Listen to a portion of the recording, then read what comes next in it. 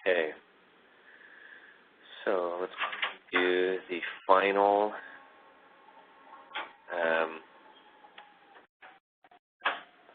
session. So we've set up our grants, we've set up our customer contracts, we've set up our budgets, we've incurred actual expenditures. So the actual expenditures have funneled down into project costing. We've generated the accounting entries to recognize revenue, and now the values are just waiting for us to bill. They're unbilled, and they're an associated unbilled accounts receivable account as well. So to revisit where we are on kind of the billing process, this is all administrative at this point. There's just a little bit of analysis that you need to do here, but it's mostly just running processes. And I hope to reduce the processes that you need to run. So step one is you send content from contracts to the customer, the billing interface, and you can do that. You can bound this by month. You can bound it by quarter. You can do it by project, by customer contract. You can do it by project activity. Then there's an administrative step that processes the billing interface. Again, I hope that AOSD moves quickly with departments on a proposal we've had out there to eliminate this step and just run this every evening automatically for you, so you don't have to run it if you don't want to. The next step, right now you have to run that manually. In an ideal world, that just runs overnight, and then you can pick up the next step the next day. Then you approve the billing worksheet. At that point, hopefully everything existed in the query as you anticipated it did. So in the case of the district attorney example that we're going to use, the data exists exactly as we want it to appear in the bill. But I will show you how to modify it if it doesn't exist how you want it. Then we run a step so you approve the worksheet. It creates an invoice that's ready to be finalized. So step 4 here, we finalize the invoice. And that step is where you can choose an accounting date if it's something other than today.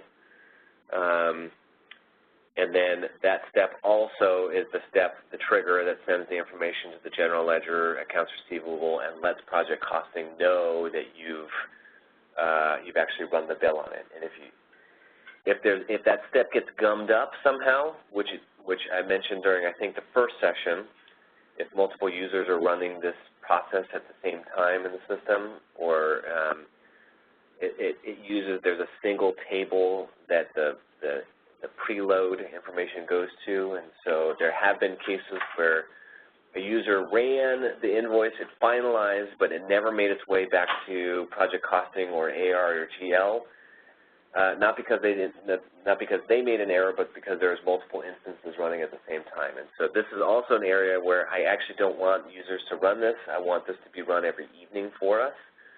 And so if you just approve the worksheet, that's the end of your steps, and then it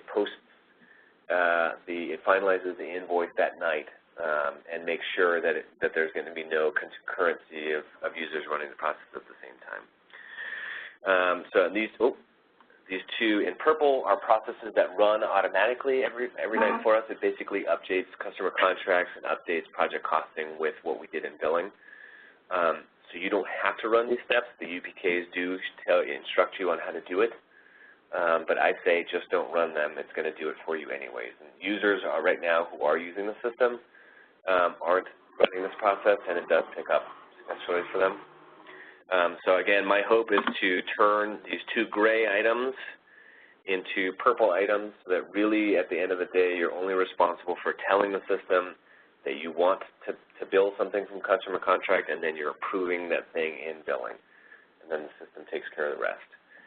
And down the road, it actually is possible to automate this completely, where you're literally just saying, hey, bill my specific grant on a quarterly basis, and then we'll run it for you automatically, but that's not currently in the works. But you can do that.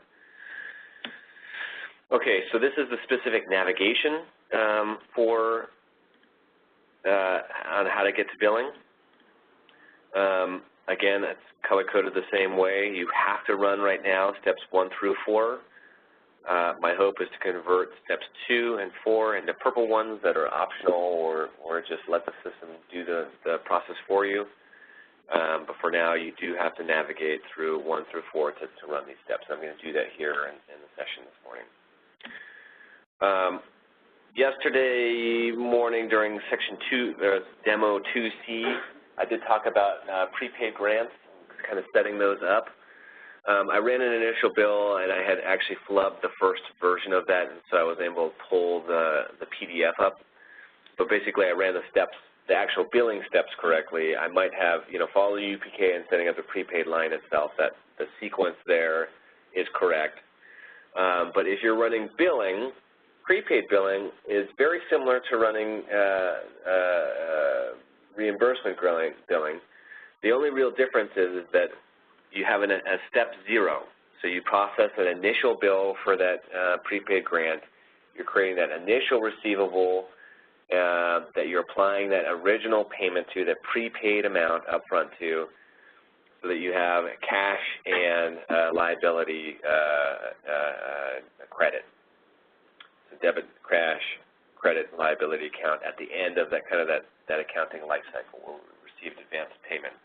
And then when you run billing steps 1 through 4, as you would with a regular reimbursement grant, instead of creating a new receivable, what the system is doing is it's debiting that liability account and crediting revenue. I'm oversimplifying the actual intermediary steps. And later today or tomorrow, I'll send out that spreadsheet that I've mentioned during section 2C with the accounting associated with prepaid grants. But basically, at the end of the day, you run billing, and again, it debits that liability account, credits revenue at the end of the day. I'm oversimplifying it, but that's functionally what's happening.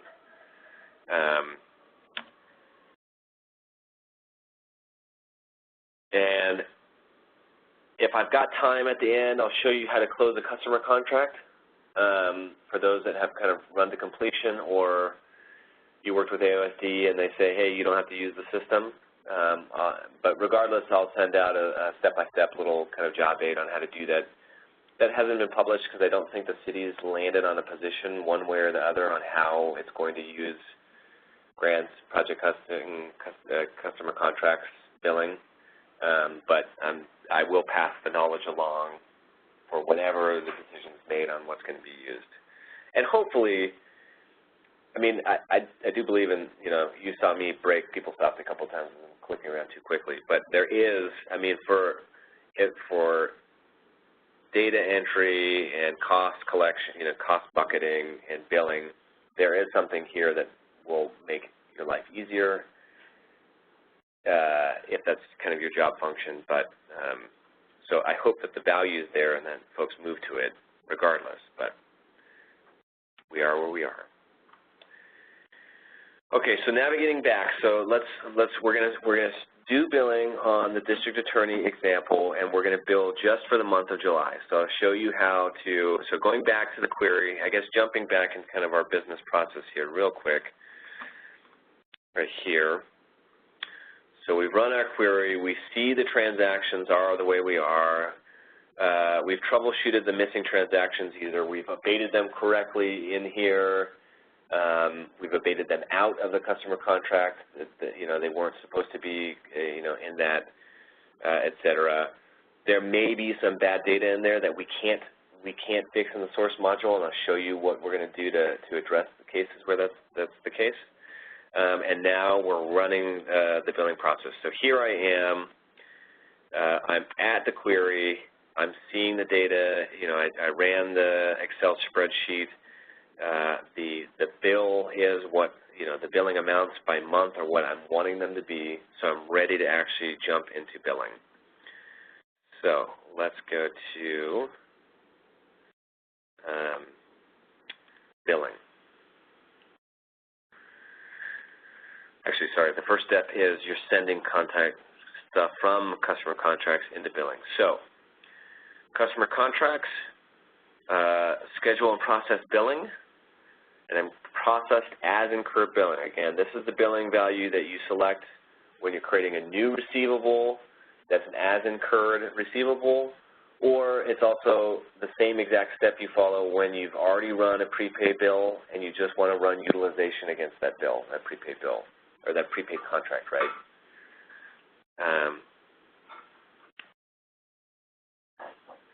So I'm just titling this one, my run control is step one of the billing process.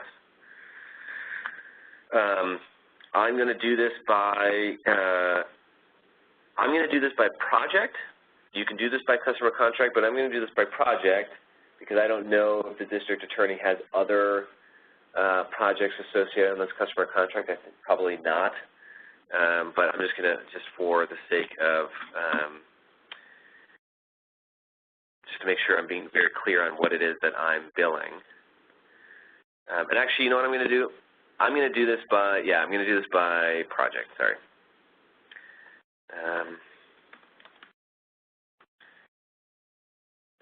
Free. Okay, and I only want to bill for July.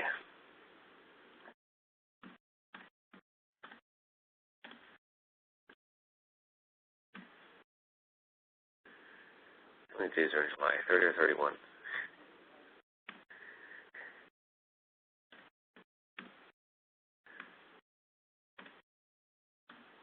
Was it 30 or 31? Okay.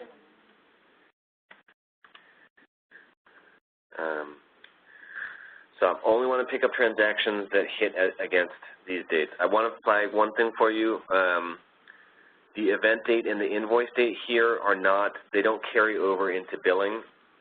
And I had misstated that during my trainings back in October last year, and I actually didn't learn that it doesn't inherit correctly on rate-based invoices.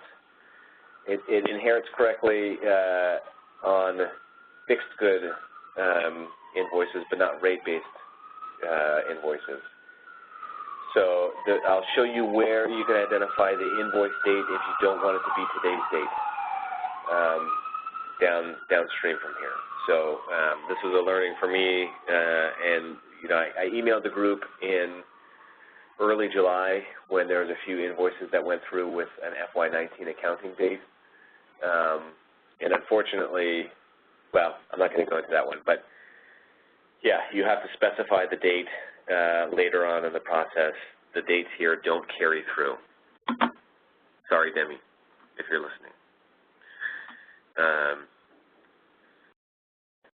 Okay, so I've got the parameters set up. Project, month of July. So let's go ahead and send all this stuff over to billing.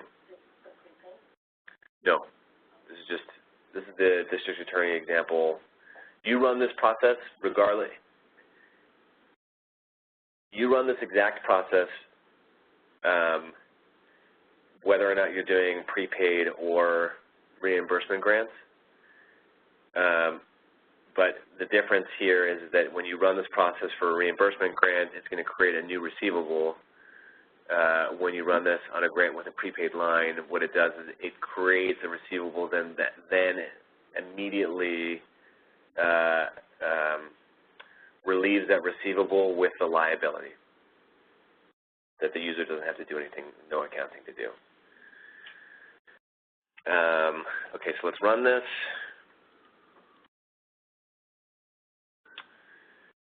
This does take a minute or so.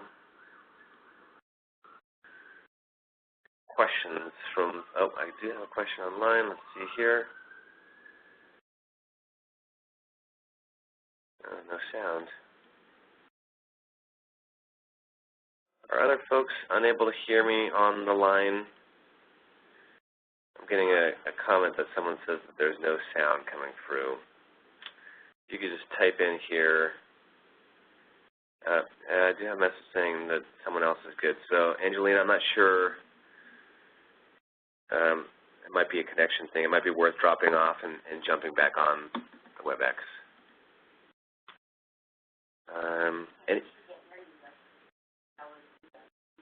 Oh, yeah, that's... Duh.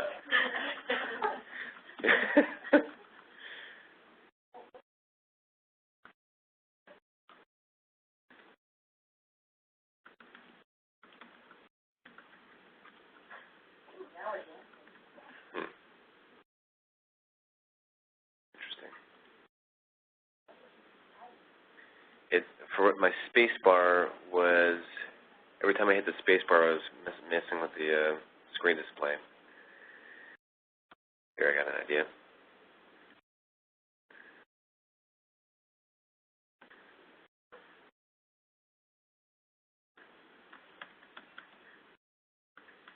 Huh. Anytime I hit the space bar,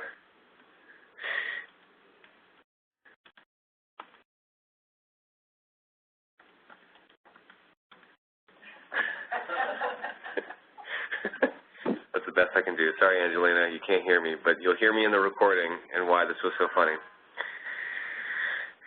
Oh, there we go. Look at that. She says, okay, we'll do. Great. Okay. Any other questions from folks online? Okay, so let's,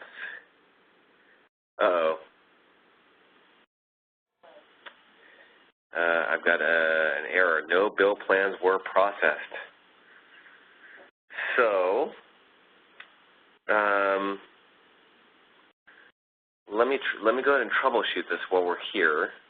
If I can't troubleshoot this really quickly, I don't want to waste folks' time, but this is what I do. And when you send a ticket, so folks get this warning message, I'll try to troubleshoot this live with the group, but I want to be respectful of time and make this as much of a training kind of learning opportunity as possible.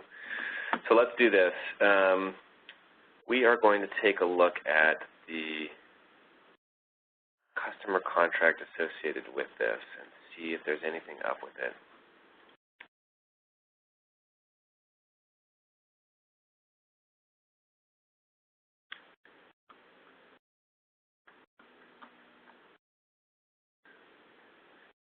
Oh, wait, hold on a sec.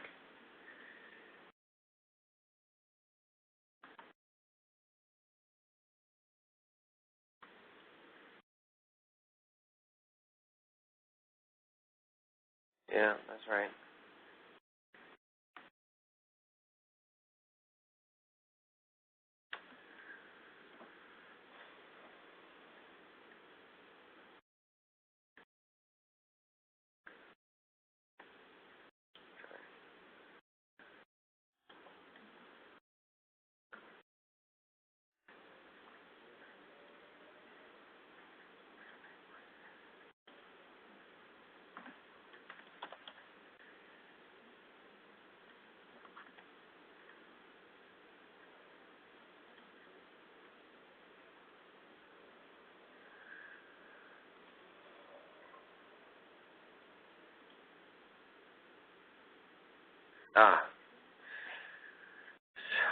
So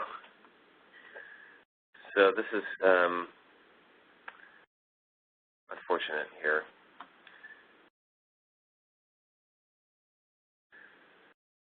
So we have a situation where, and I've seen this with other customer contracts,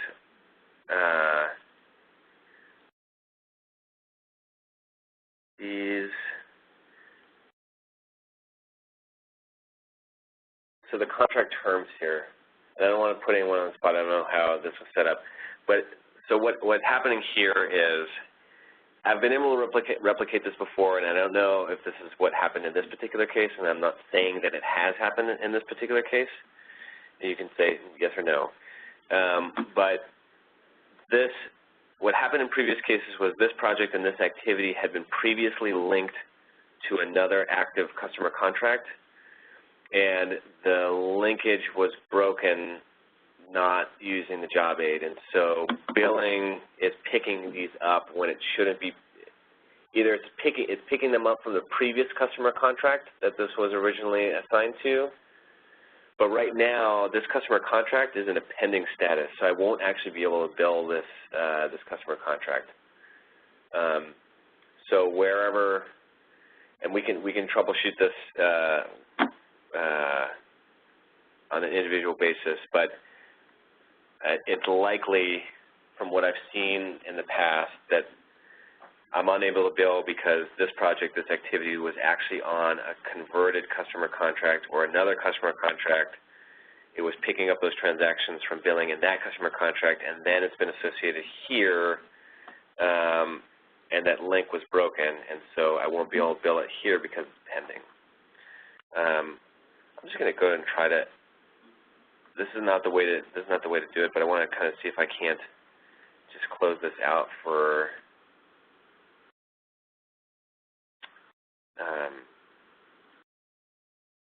I want to see if I can't close this out just to finish up this example. In the case we had set it up.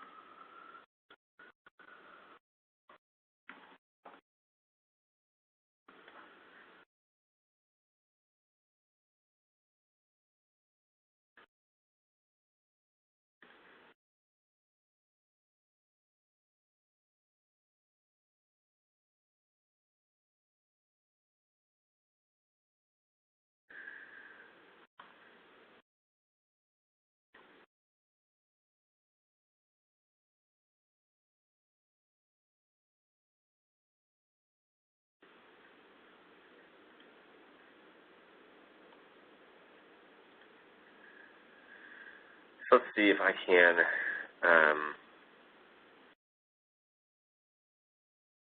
let me just retry. So I've activated the customer contract. Or by activating that customer contract, so it might not have been that the project was associated to the different customer contract existing.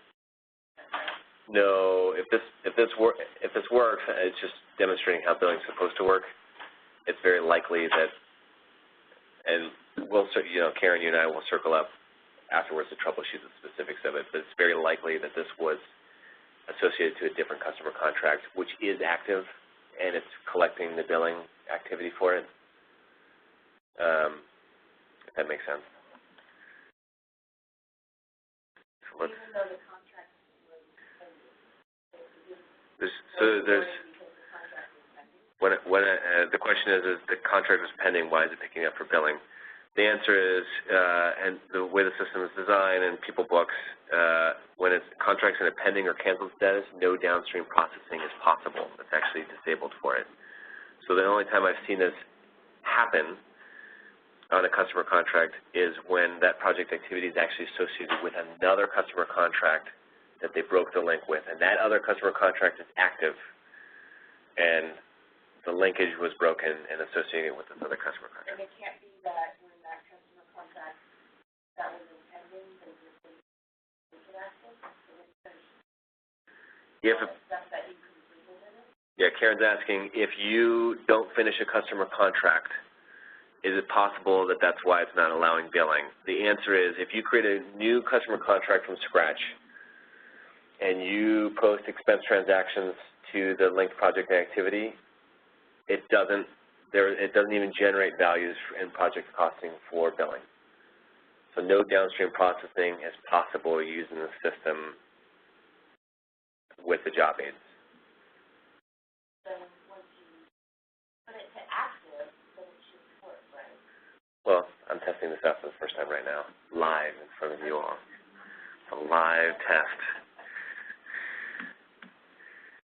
Nevertheless, it still indicates we do have an issue with another customer contract that does need to be cleaned up.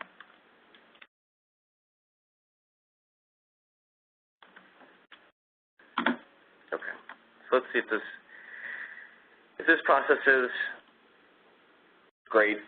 If not, we can do other examples, including the other capital project from yesterday.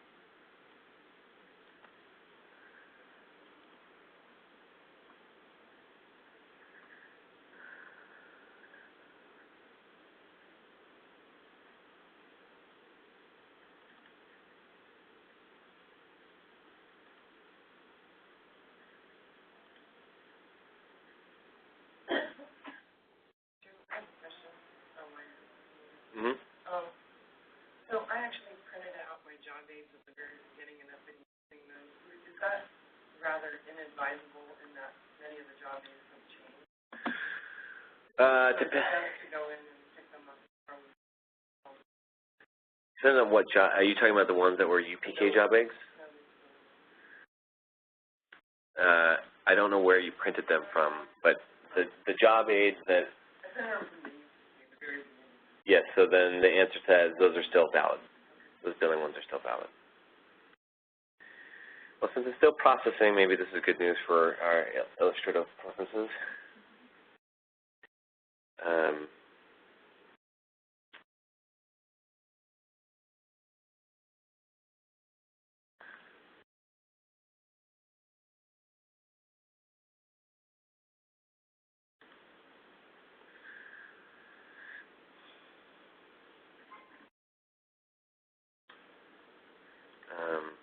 I'm trying to, I did a query that actually shows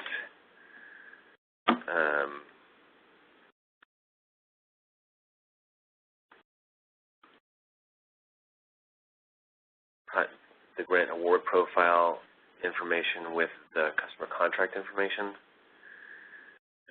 So I'll see if I can actually troubleshoot that right now.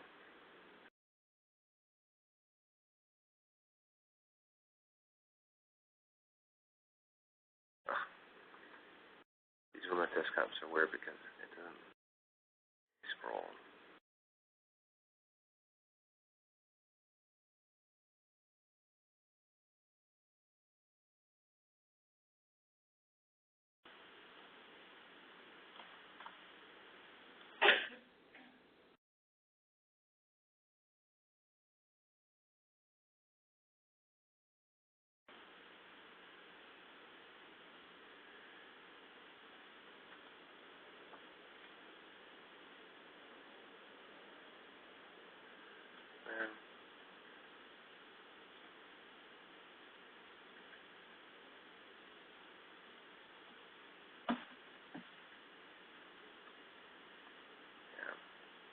I don't have an easy troubleshooting for this one.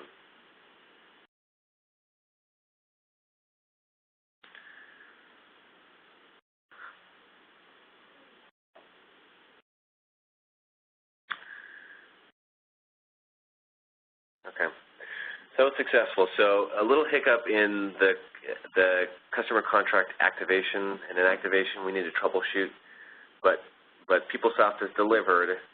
If a contract is in a pending status or a canceled status, it shouldn't pick up anything for billing or revenue recognition. So Karen and I will loop back with you on figuring out kind of what has happened here. It's not an easy troubleshooting solution because it looks like the grant award profile, that linkage might not have been the issue based on my kind of quick. So we've got to figure out what happened there. But in any case, it looks like it did pick up 18 rows with an interface ID of 1084. So this is a step that we want users to run, the first one. But this next step, you have to run currently, and I'd like to make it so you don't have to run this step moving forward. But we're going to process the billing interface.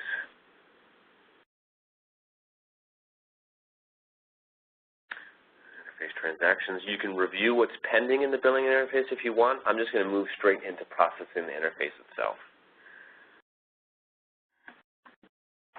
So this is, I'm going to add a new value. This is step 2 of the billing process.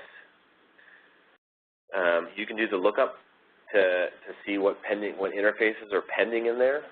We're going to see the one that we just created right there in that message log. It said 1084 was what we had just created, so we're going to process that one. And all you do is you just run it. Run the interface, this individual interface that exists.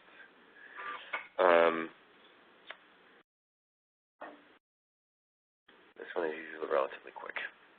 Okay. Did I run it?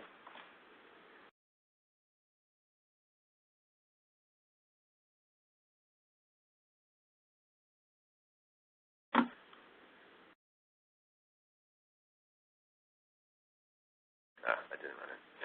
That's silly. Click run, of course. Select billing interface and OK.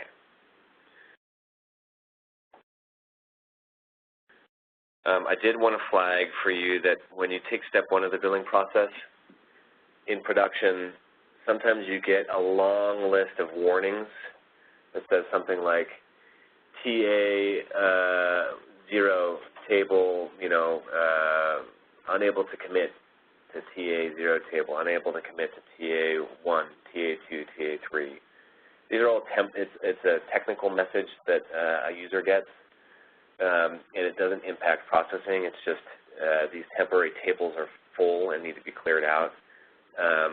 What ends up happening is the system says, okay, it goes to this other always clear table after it tries a bunch of full tables to process it. Users think that they're getting, they think that there's a problem with it when they see those messages, and that's not the case. As long as you get an interface ID at the very bottom you scroll down to the bottom of that message log, and you get an interface ID, then you're good. And as long as it says success here, you're good. Okay, so the interface ID has been processed, so let's go to step 3 of the billing process. So we're going to take a look at the billing worksheet itself.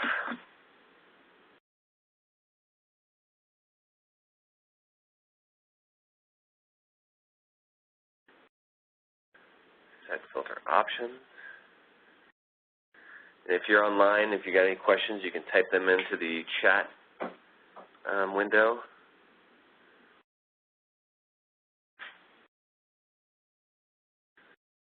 David, I see a note you're saying you think it's a question of the accounting date.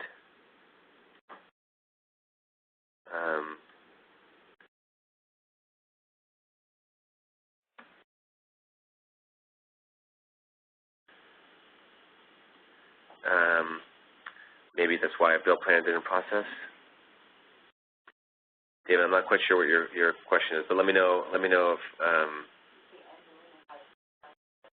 yeah, that's other folks can hear, so I think got a local computer issue. All right, you can enter the project that you're going to look for, or in most cases, since there's not a lot of projects awaiting content in the billing worksheet, you can just do the lookup.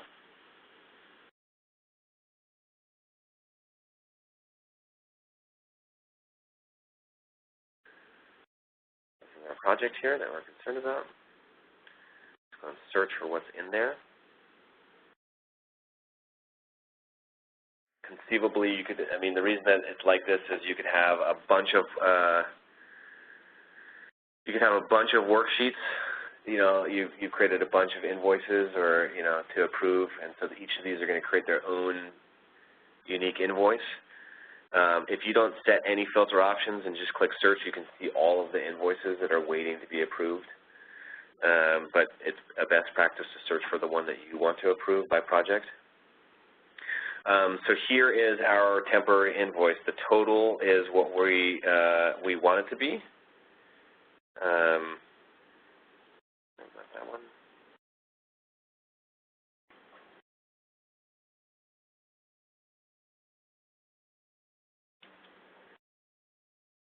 Right. So this is the values exist as we want them to. I'm going to show you just to illustrate here how to do this. I'm going to show you, even though right now, in this particular case, this invoice is ready to be approved and finalized, and it's going to create the AR that we want it to, so that when the payment comes in, we'll apply it to the item. And it's going to flow nicely the way we want it to. I do want to show you here, once I click the billing worksheet itself, it's going to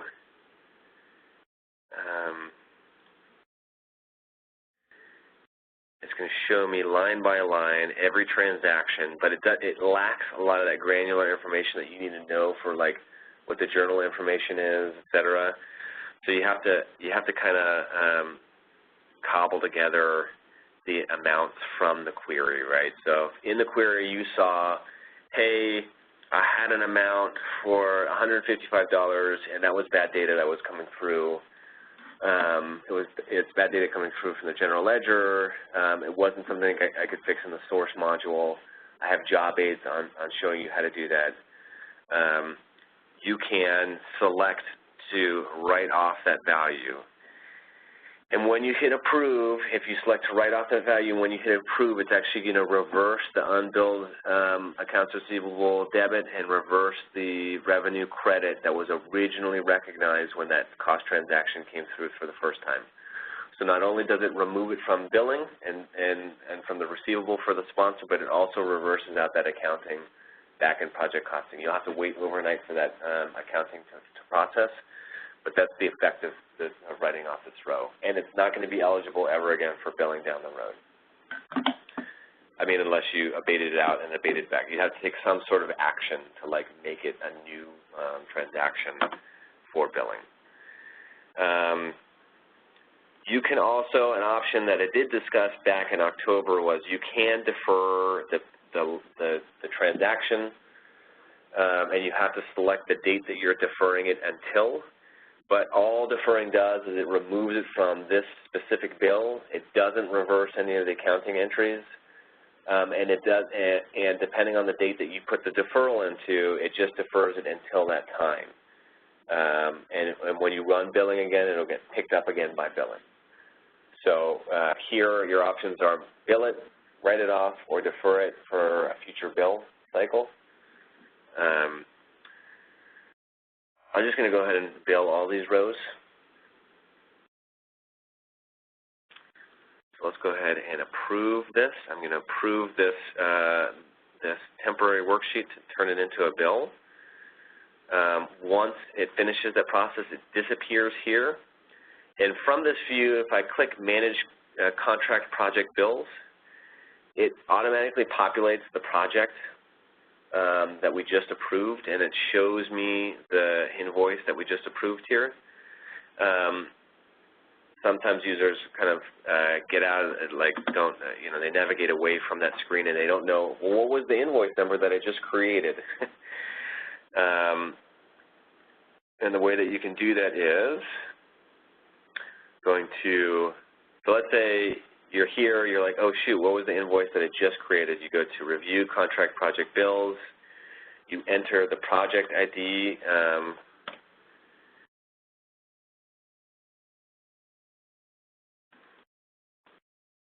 you enter the project ID that you just created the bill for, you click search, and then you have to have a business unit in order to search for that.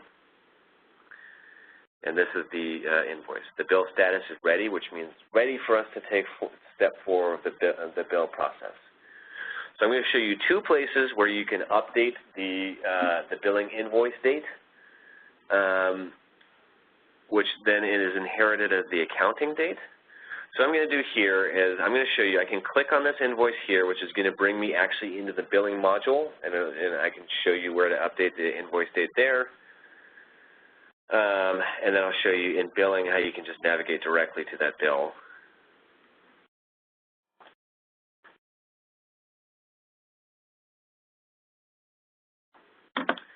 So here, so now I'm in billing. I can change the date that it's going to appear on the invoice by just selecting the specific date if it's not today's date. Let's say I wanted to bill for Monday.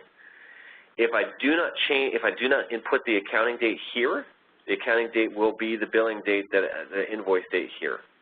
You can also have an accounting date that's different from the invoice date. I'm not quite sure what the business requirement for that would be, but you can do so.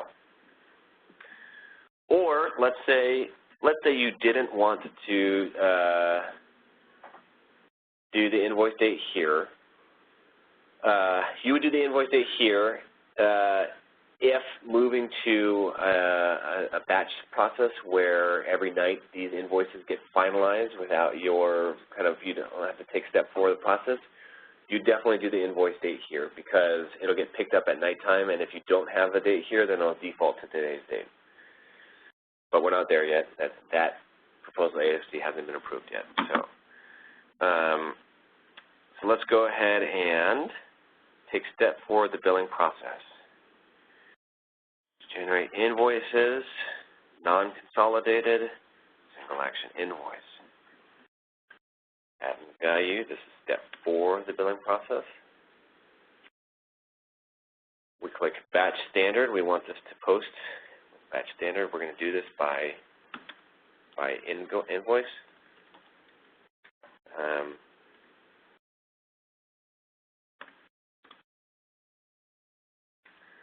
So real quick before I click run, if you don't navigate to the bill to update the invoice ID there, you can, not invoice ID, forgive me. If you don't update the invoice date and accounting date there, you can do it here. And Demi was the one who showed me how to do this. Actually, I didn't even know that this was an option. So hat tip to Zuckerberg for that. You can identify the invoice date here on the run control itself. So you can select the invoice date and accounting date here if you don't want it to be today. So these are my options. I click run, and I want to make sure to do single action invoice with commitment control. It needs to be budget checked in order to get over to AR and general ledger. I click OK. So this is a job. So it's actually a bunch of different processes together. Notice it's a blue hyperlink here as opposed to these ones that are all just text. So if you click on the job, it's an amalgamation of individual processes that are ordered in a certain sequence. And actually there's little jobs within this. So this process takes the longest, like 10 or 15 minutes to run this end to end. So while this is happening, I can kind of task switch and we'll return to this step here in just a moment, if that makes sense.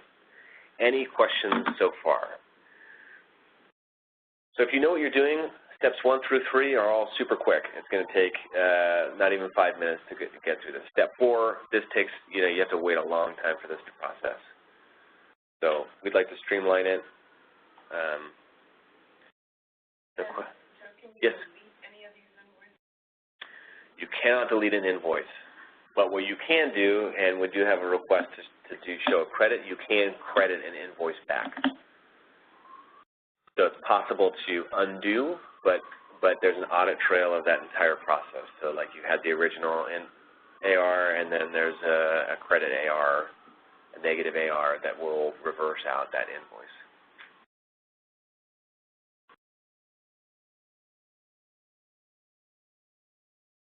And you said, how do we do that, a job meeting? There is a job. That is not posted yet, but I'll post it. Which job is not posted? The one I created for writing off items. So for folks on the phone, the question is can you delete a bill? The answer is no, you can't delete a bill. You can credit a bill in the billing module at that stage. Also, what Karen's saying is in accounts receivable, you can create a credit item in accounts receivable as well. That's a separate module where you're creating credit, and we don't have a business process or a P&P set up for this quite yet. So, we're the system functionality folks. I mean, this would definitely benefit from like hey, this is what you do specifically as a city in this situation. Since I work on the billing module, I think it's easier to do it from billing, but Karen, since she works on the AR module, she'd say it's easier to do it from AR. So up to you. Oh, great.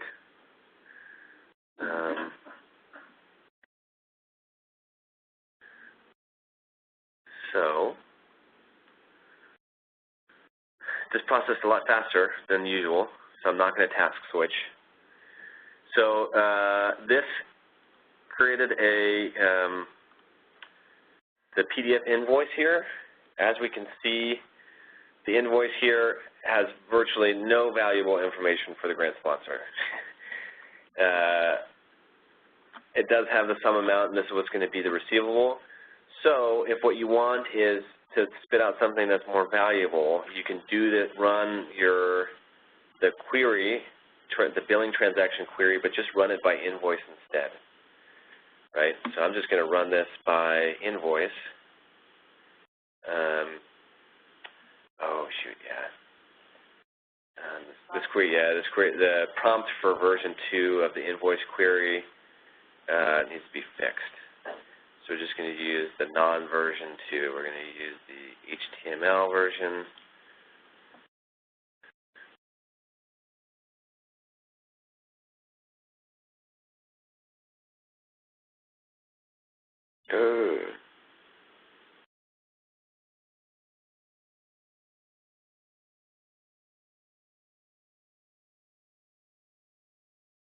Oh, yes, it's not appearing. Got a little panic there.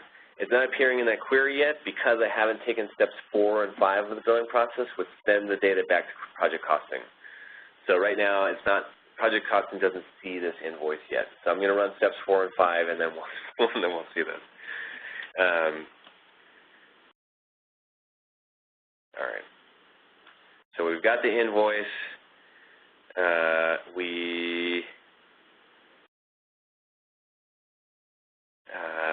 Just real quick right here, this is the preload. This is what has been failing when users are running it concurrently, and so it's not sending it over to the GL and to AR.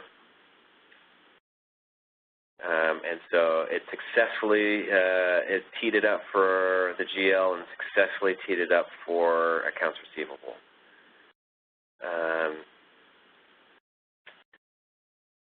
Okay. So real quick, I'm going to take steps 5 and 6 just so we can see that reflected, the invoice values. Billing, generated invoices, utilities, new projects. 5, again, you don't run this yourself. If you can, just wait for it to run overnight.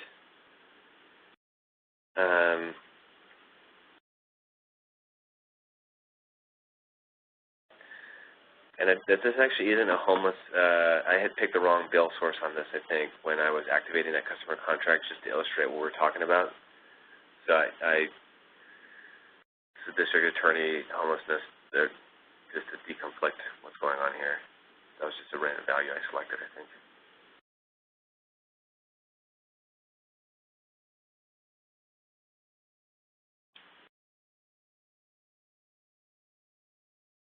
All right, that was quick. And project costing.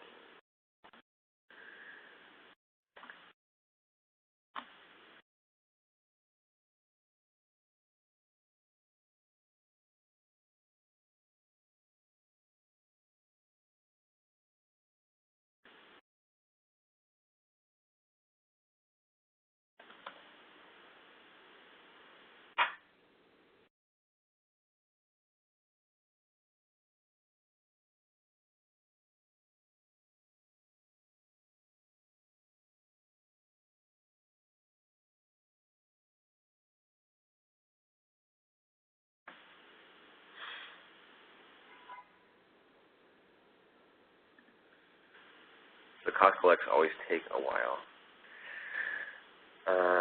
Okay, questions, thoughts? Anyone online?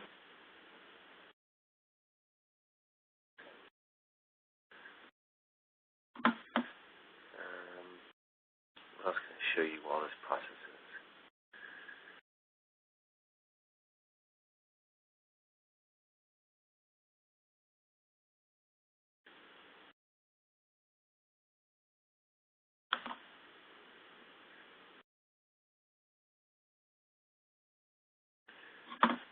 So,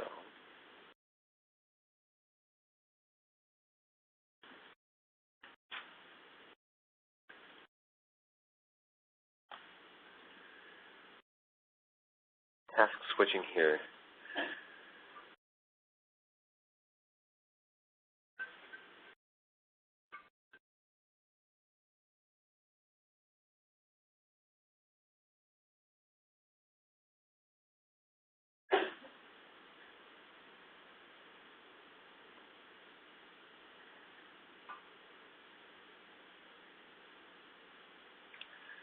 Okay, so Pucci asked me between the morning session and this afternoon session, which he asked me to, and when I say this afternoon, I mean the second session this morning,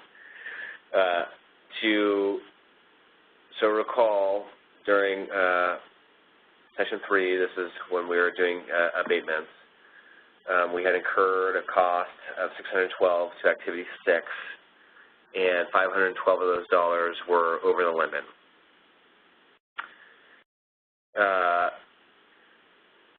And we abated the cost out of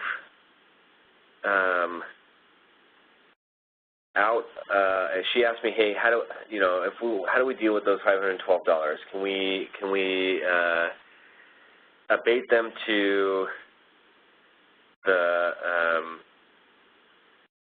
other activity or out of the project completely? What happens to that when we run this abatement? And so this is the results of that test. Here we have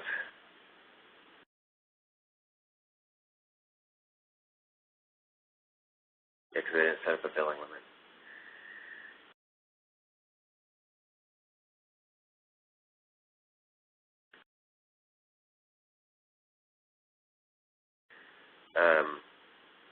It's kind of hard to illustrate what's going on with these rows here because it's kind of spread out here. But, man, okay, so for activity 6, I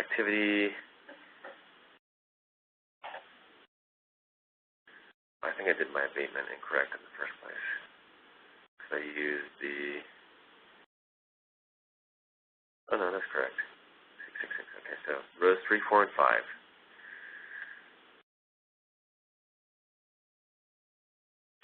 So I have two bill rows, negative 512. Sorry, I have the original. Okay, so sorry. This takes a little bit to figure out what's going on with the data here. I'm not being very clear. I'm mumbling a little bit. So going back to this morning's session, this was the original expenditure at $602.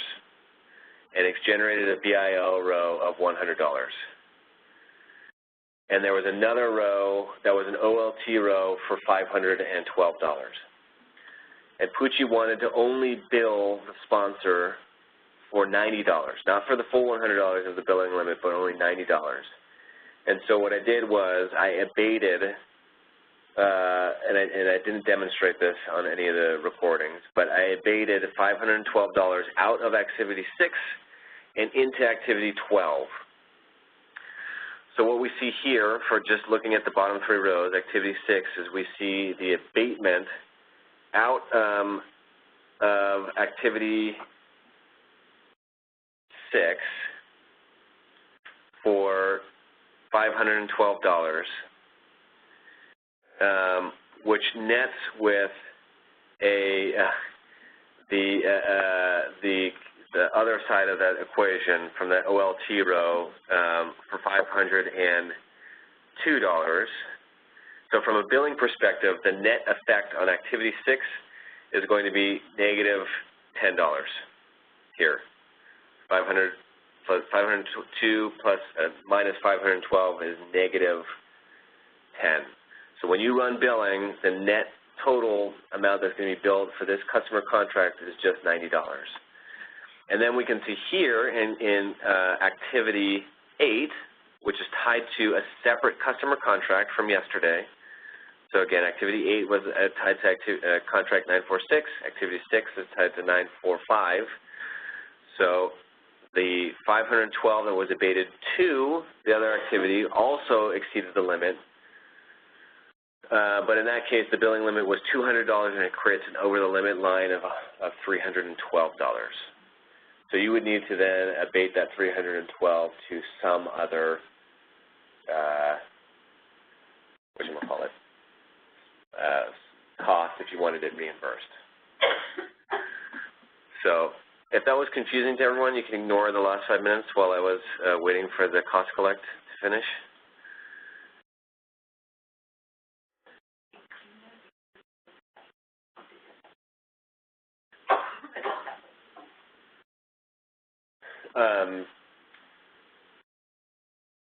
Annie asked, would it have been cleaner to just move $90 for the MND? And the answer is, what will happen is it will move, so you'll abate $90 to the other activity. It depends on what you're trying to do. But if you just want to move $90 for that $90 to be reimbursed, that's the cleanest.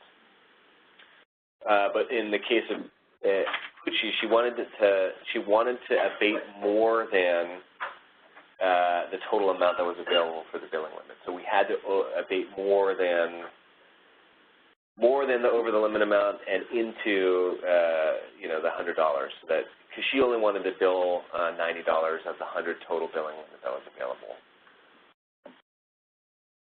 So it's kind of a confusing way to describe that, but basically, project costing, if you abated $90 out, it'll just abate $90 out of the over the limit amount. So in billing, it'll just reduce the amount that's over the limit, but it won't subtract that from the billable amount until you start until you've abated down the entire amount over the limit and then go further below the actual amount that's been available for billing. So I guess think of it like a gas tank, and you've got a regular gas tank, and then you've got like a surplus tank on your car, and you need to abate all of the surplus out before you start using it in the content that's in the gas tank for billing. That was a terrible analogy.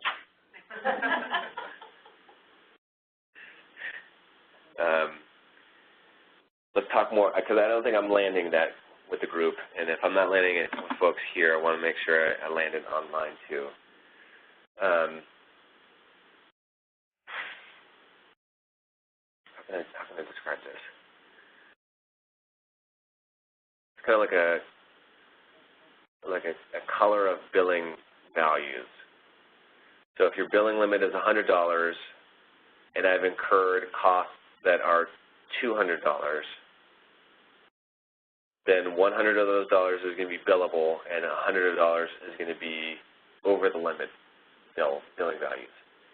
And then if you abate out of that cost to somewhere place else, forget reimbursing the cost, just you're abating it to another project completely or whatever. As you abate out, every increment that you abate out decrements the over the limit amount. It doesn't decrement the billing amount. The only time it'll decrement the amount that's available for billing is if you completely decrement out the over the limit color of money to the point. So I decrement out 50, then I'd have 100 in bill rows and 50 in over the limit. And then I abate out another 49, I'd have 100 in BIO rows and $1 in over the limit. I abate out 10 more bucks, then I'd have $91 in billing and nothing in over the limit. I'm getting skeptical looks.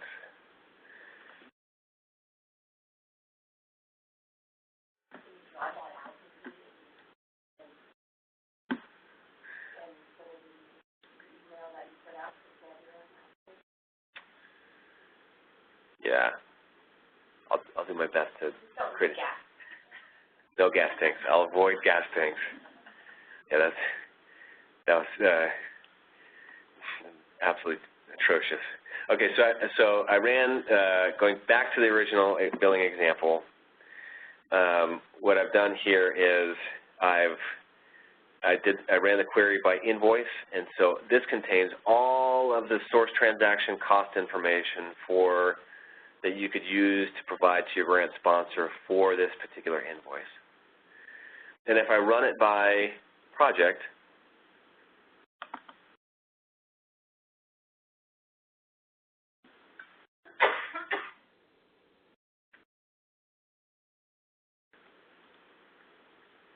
here, this again, so this is the view for the entire project. We've got unbilled rows here from August, right? But that's what we want to see because we didn't bill those. We only chose to bill for July. So all of our July ones that we did bill, it's going to change the analysis type to BLD, and we have an invoice here and an invoice date. that I manually selected for Monday the 17th. And then all of the rest of the stuff remains to be built to create a receivable. Okay. So I want to finish the full life cycle and carry this over to AR and GL, but we're at 11:30, so that was the original 11:34 actually. That was the original time that that I had on the calendar for this. So if you need to pop off online or head out in the room, feel free to do so. But for those that do want to kind of just see the final, how this carries over to accounts receivable, we can do that. So,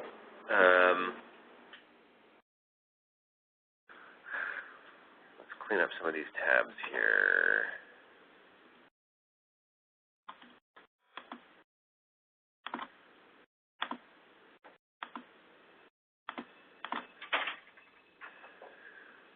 Or in accounts receivable, I'm going to run a process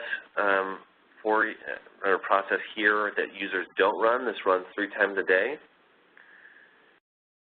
But I'm going to run it so that what's happening here is accounts receivable needs to shuttle information that's from billing that's been loaded and waiting to be loaded into accounts receivable, but it just hasn't happened yet. This happens automatically in the background, and you don't need to run this. You shouldn't run this, in fact.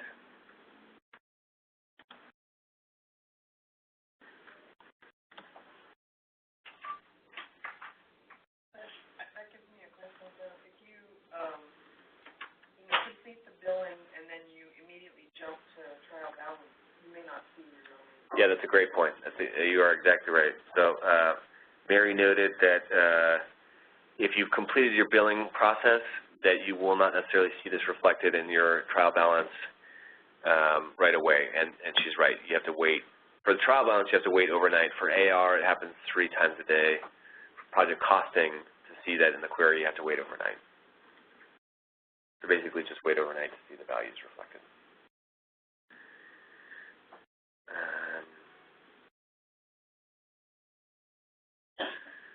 So while this process runs, there's also another nightly process. So to get to Mary's point,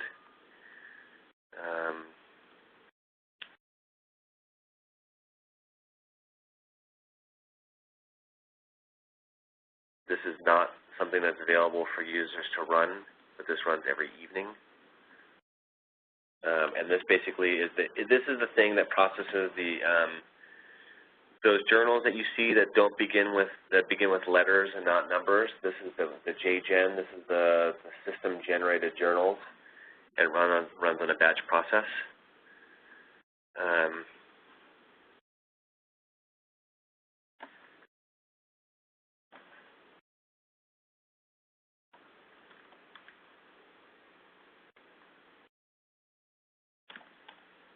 You can ignore what I'm doing here because you're not running this ever.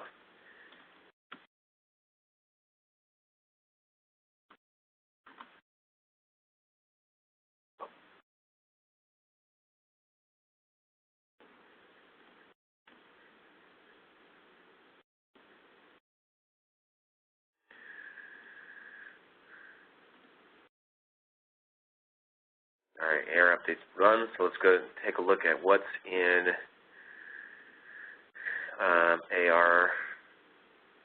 So we're going to do this by item list.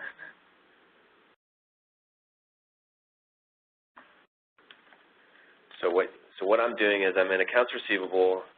So this is the module that tracks all of our receivables and the payments and applies your payments to those receivables. Again, most users, as I mentioned on Tuesday, they're just using direct journals and manually creating the accounting entries. But if you use PeopleSoft as delivered, you're creating billing items, and then you're just matching payments to those items.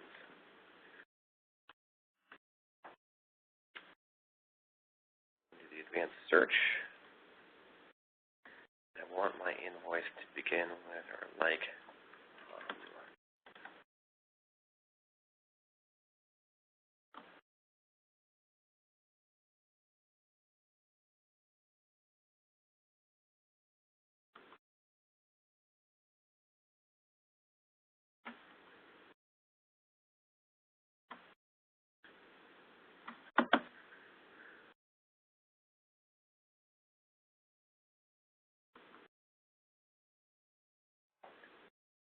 Yes. So this is one function of PeopleSoft that trips me up too, even to this day. So you can view 8 or view 100, right? Sometimes you're like, if you don't see what you're expecting to see, you say view more, view everything that's available. But then on some of the screens, it's chunked, so you can only view 100 in this view, and so you have to navigate and view another chunk.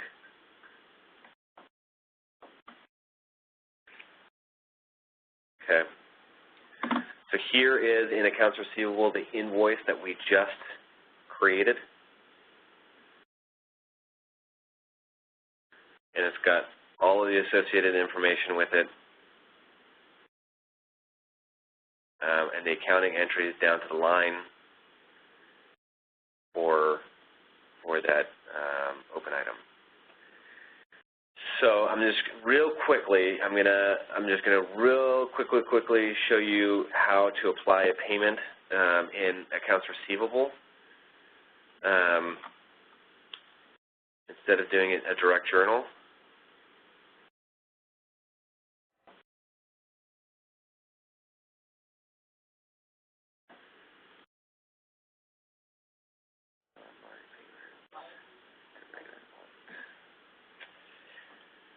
So this is for your folks that received the actual cash.